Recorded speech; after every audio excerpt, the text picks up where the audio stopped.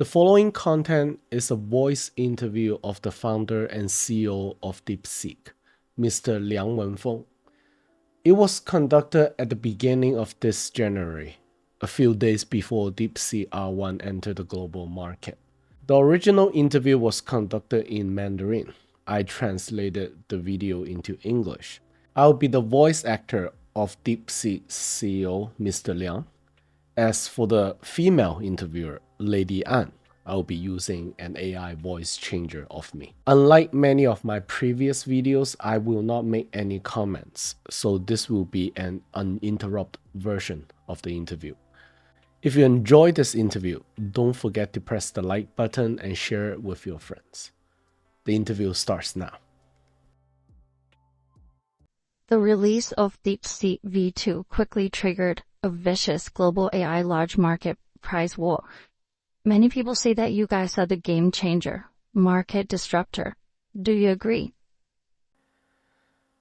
It was not our original intention to become a game changer or market disruptor. It was by accident. Okay. Were you guys surprised by this? We're extremely surprised by the market's response. I never thought people were so sensitive to the price we set. We're just following our own pace. We calculate our own cost overheads and set the price. You see, our principle is not to lose money, but also avoid overcharging our customers. The price we set is slightly above our cost, and we're satisfied with our margin. Other companies think you guys are trying to steal their customers by offering such a low price. What do you guys say to that? Grabbing customers are not our priority. We lower our price because through our research, we are able to find ways to lower our costs. Another reason is because we think AI or AGI should be a technology that is affordable to everyone. Before this, most companies in China usually just copy the current generation Llama model to build application on top of it. Why would you guys spend time building your own large model? If our goal is just to build an application, then using the Llama model will be more logical. But our goal is AGI. This means that we need to explore new model structures. We want to push the strength of our model with the limited resources we have. So we consider this process to be basic research needed in order to scale up to larger models. And in order to make the model more advanced, more human-like, we also spend time developing data structures. So you can see all these advancements in our models today. Also, Llama's training efficiency and costs are already 2 generations behind the market's existing leaders in the US. How big is this difference in generation? Well, the training efficiency is lower. I think it requires double the computing power from the best model in China in order to match the best one outside of China. And data efficiency is also only half. So I would say probably it requires 4 times the resources in China to match the best one in the world right now, which is in US. Our goal is to keep narrowing that gap. Most Chinese companies building models also go for applications. Why do you guys only explore models? I think the most important thing for us is to innovate. For many years, Chinese companies just borrow ideas from others and aim for a quick market entry. This is not sustainable. Our goal was never to make some quick bucks. We want to be the market leader in technology to help drive the entire ecosystem forward. People usually think that the Americans are better at technology innovations. Chinese are good at building apps. What's your take? I think we are at a point that we should also contribute to global innovation, not just be a free rider all the time. In the last 30 years of IT development worldwide, China basically didn't participate in any real technological innovations. We're just too used to wait for someone else to come out with better hardware, better software. Same goes with AI scaling law. We expect these new innovations to be like magic falling from the sky, coming out of nowhere. In reality, these are the result of research and development by technological innovators, currently dominated by Western countries. A relentless efforts in pushing the boundary of what is possible. We never participated in this kind of innovation, so people are not familiar with the process. I will say China is not 1 or 2 years behind. It's the difference between original innovation versus imitated innovations. Why do you think DeepSeek V2 shocked so many people in Silicon Valley? I think this is an ordinary innovation among the many innovations that occur in the United States every day. I think they are surprised because it is a Chinese company making the contribution this time. Like I said, Chinese companies are known to be followers, not innovating leaders in this sector. Still, large language models are an expensive investment, a luxury most companies cannot afford. The price of innovation here is very high. From my understanding, most companies prefer faster market entry. What do you say to that? Definitely, the cost of innovation is higher, and this tendency to just follow has become somewhat of a specialty here in China. But look at it this way, look at the size of the Chinese economy today. Also, the profit from these giant tech companies like ByteDance or Tencent, what they generate annually is substantial even by global standard. So what we are lacking is certainly not funding. It's the lack of self-confidence and the lack of experience in putting together talents to achieve these innovations.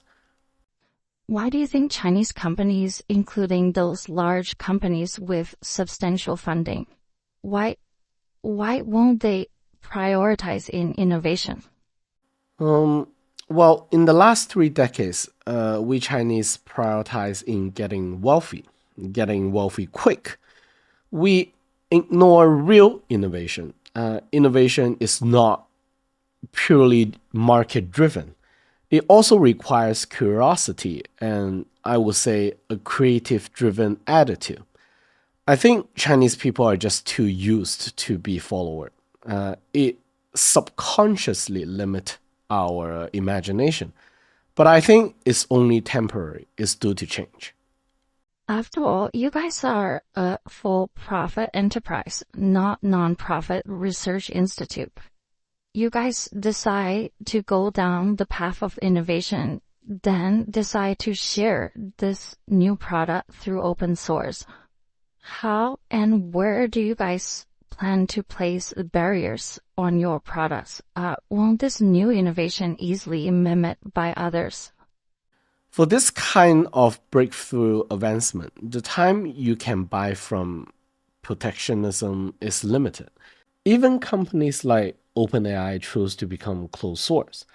It cannot avoid being caught up to and eventually surpass. That's why we choose to value our team. Through this project, our colleagues get to learn how to work together efficiently, gather know-hows, forming the innovative organization and culture. These will eventually become our advantage, our barriers, let's say. I don't think we lose much by adapting open source, writing research papers for our engineers, being followed by others is actually a great achievement on its own. Being open source is a display of attitude. It's not profit driven. No. We wear this achievement as a badge of honor. We believe this will attract more talents. Well, Being the sector leader in large language model is hardly an absolute advantage. Are you guys gambling for something bigger? What we see is that China cannot be a follower in the AI sector forever. The common knowledge is that China's AI sector is 1 to 2 years behind that of the United States. But from my perspective, the real difference is original innovation versus, let's say, reverse engineering. If we cannot change this mentality as a follower, we will always be the one who's playing catch up. So we can't really avoid exploring our path forward, our own path forward, that is.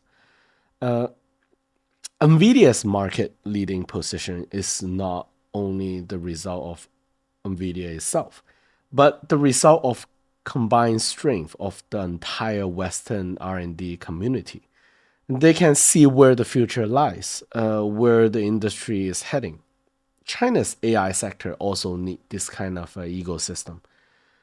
Many Chinese chip companies are falling behind and not taking off because of the lack of technological community support.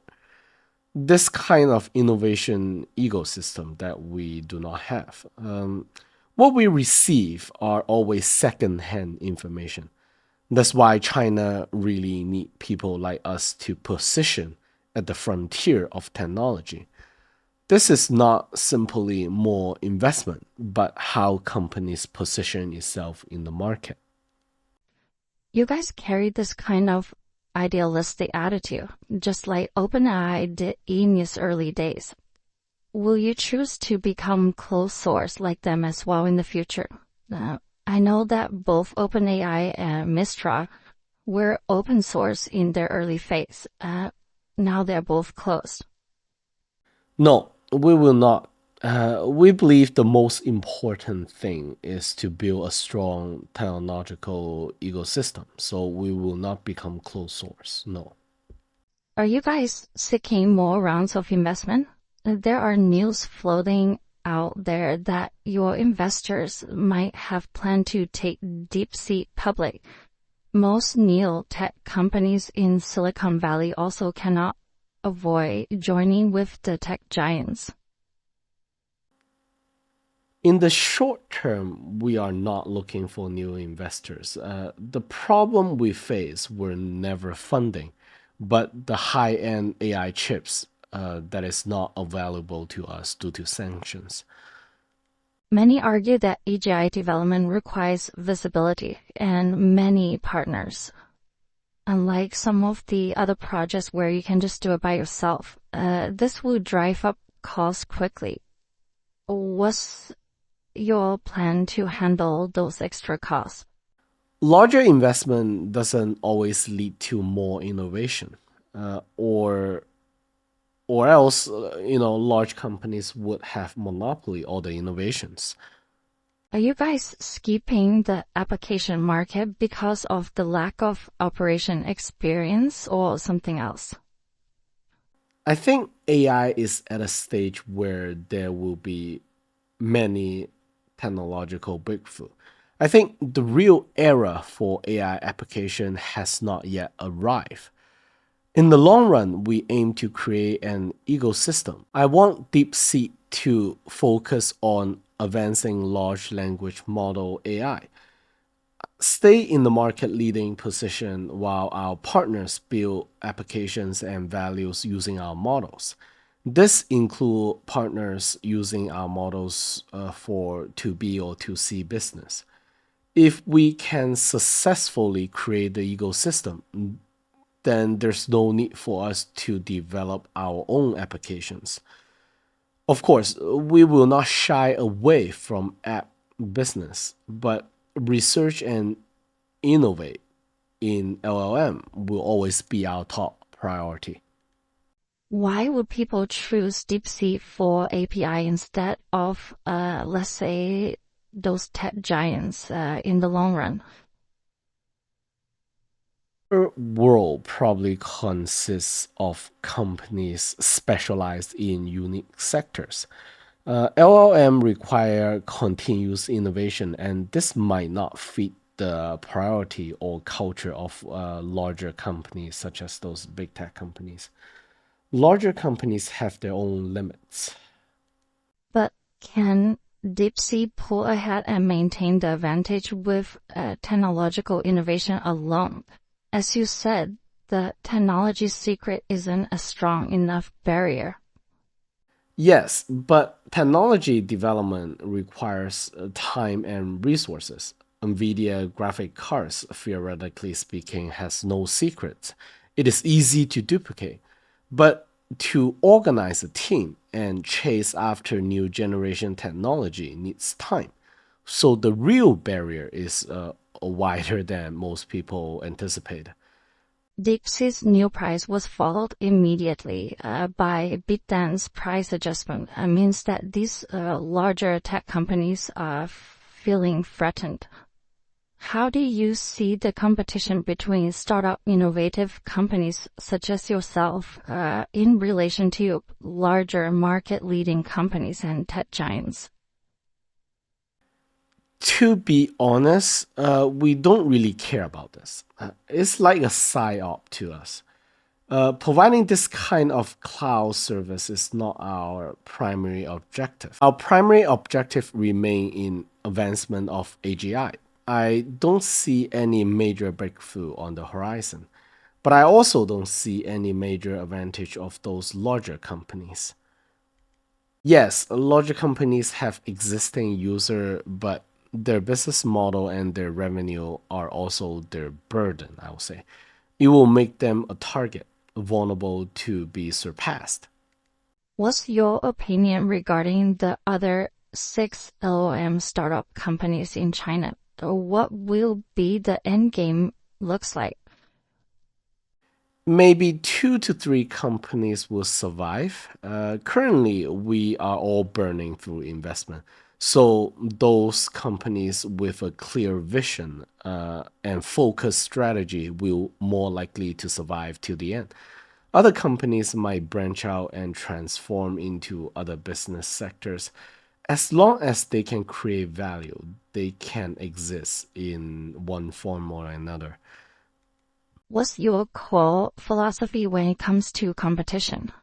My philosophy is whether a product can help society to operate at a higher efficiency and whether you can find your position in the entire supply chain. As long as it drives up efficiency, it has value. What happened during the process is often temporary, just a distraction.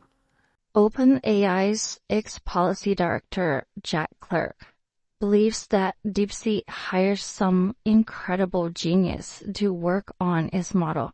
Can you tell me what kind of people DeepSeek hired to work on its project? There's no top super genius, just fresh graduates from top universities, PhD students, and young talents with a few years of experience under their belt. Now, most companies in China insist on finding talents abroad. They believe the top 50 talents in these sectors are likely not in China to begin with. Where did DeepSeek find so many talents to work together with? DeepSeek V2 was built entirely by domestic talents. Maybe the top 50 talents you said are not in China, yes, but we can cultivate our own talents. How did this current MLA breakthrough come from? I heard it was from a young engineer's own curiosity. Is that true? After studying the patterns of mainstream tension architecture development and breakthroughs, this young engineer had a sudden inspiration to design an alternative architecture. However, turning this idea into a functional, program took us a while. We formed a separate team to do this project. Took us a few months to make the breakthrough. Transformer was born in Google's AI lab, and ChatGPT was born in OpenAI. Do you think there's a difference between innovation that's from big tech giants compared to, let's say, smaller startup companies? I think whether it is Google AI Lab or OpenAI or AI Labs here in US, they are all valuable. I think breakthrough from OpenAI is partly due to chance. So innovation is chance-based then. There was this retractable door between your meeting rooms.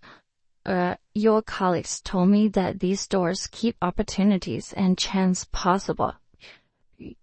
I think to innovate is to believe. I think innovation in Silicon Valley is driven by a lot of courage.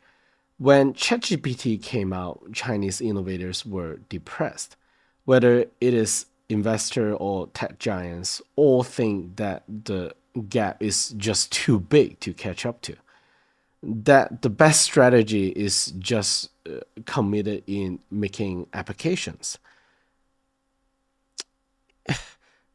Innovations require self confidence, self belief. Usually, these characteristics are more pronounced in younger people. You guys are not active in seeking new investment, really promote your company. So there's a lack of visibility. How would talents find you guys? How do you convince them that DeepSeek is the top choice for AI structure engineers? Well, because we're doing the most difficult task, that's why. The brightest talent are often attracted to the most difficult tasks, to solve the most difficult questions in the world. I think in China, the brightest talents are often undervalued. This is because there's a general lack of core innovation in China, and it's difficult for these brightest individuals to reveal themselves. We're working on the most difficult projects. They will automatically attract all those best talents to us. OpenAI's recent release didn't announce ChatGPT 5. Many believe this is a sign that the development curve is slowing down, doubting, the scaling law. What do you think about it? I'm actually quite positive. The entire industry is within our expectation. OpenAI is not God. It's unrealistic for them to be always leading the charge. How long do you think it will take to achieve true AGI? What kind of roadmap do you guys have? Maybe 2 years, 5 years, 10 years. It should be within our lifetime. Regarding roadmap, there's really no clear agreement even within our own company. We're focusing on three directions right now: mathematic and coding. The second one is multi models, and also the third one is natural language. Math and coding serve as a natural testing bed for AGI. It's like chess game. It's unclosed and we can always verify it. Maybe this kind of self-learning can achieve high degree of artificial intelligence. The second direction is this kind of multimodal, is to engage AI in real-world learning. I think this is vital for AGI as well. We are open to all possibilities anyway. What's your primary focus at this moment?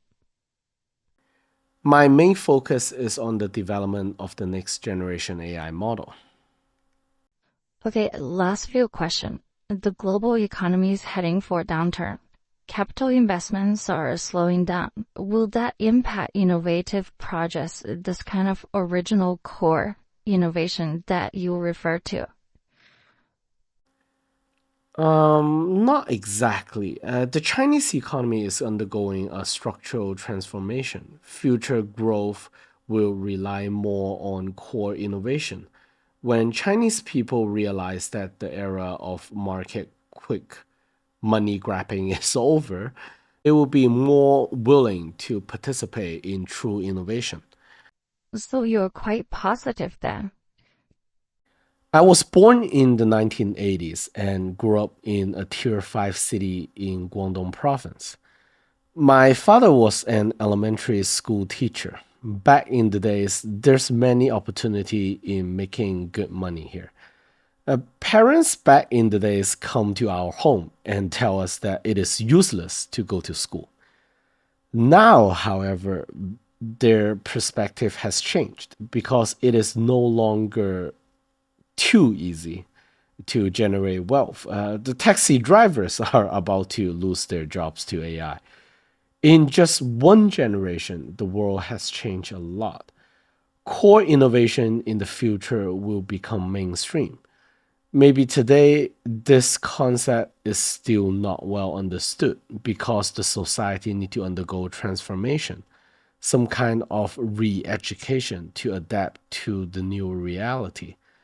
When people start to see more innovators become successful and generate wealth through it, their mentality will change. And we just need more successful cases to prove to the Chinese people that this is the right path forward.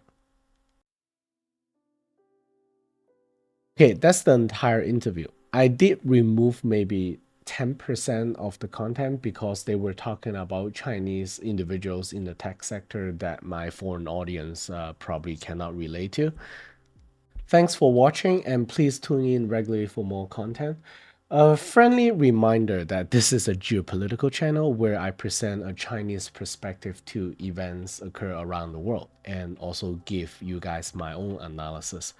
I just turned 40 last weekend, and according to my YouTube statistic, I have a very mature audience base. 75% of you guys are older than me. I read all the comments you guys leave, and I try my best to answer all the questions. Thanks again, and have a wonderful day.